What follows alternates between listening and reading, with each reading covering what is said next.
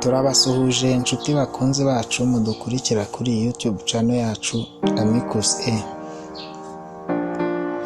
Uyu munsi tugiye kubagezaho ikiganiro twabateguriye kivuga ku buryo bwiza bwo gusuzuma icupa rya gaze niba itari gusohoka, kwa kundi uvuye kuyigura cyangwa se uyikuye nk'ahandi hantu ugiye kuyicomeka.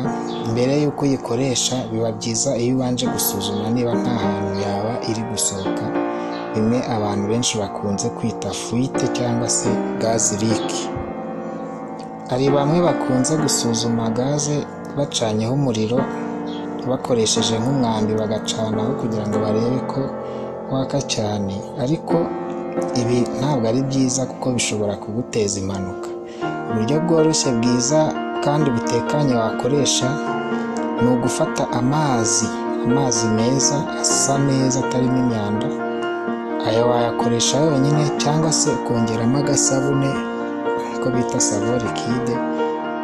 Ayo mazi umaze kuvanga n'isabune cyangwa se mu gihe utayifite wakoresheje amazi gusa, ufataho amazi make nko mu kiganza cyangwa se mu gakombe, ugatonyangiriza hahandi ushaka kugenzura niba gaze yaba itari gusohoka, yaba ari nko ku nkondo y'icupa cyangwa se mu ruteranyirizo rw'aho itiyo ya gaze ikura mu icupa ifatiye. Aho hantu niho hakunze gusohokera gaze. Iyo gaze rero iri gusohoka nk'uko mubibona kuri iri cupa turi kubereka hano, hazaho ibyo bita bubbles.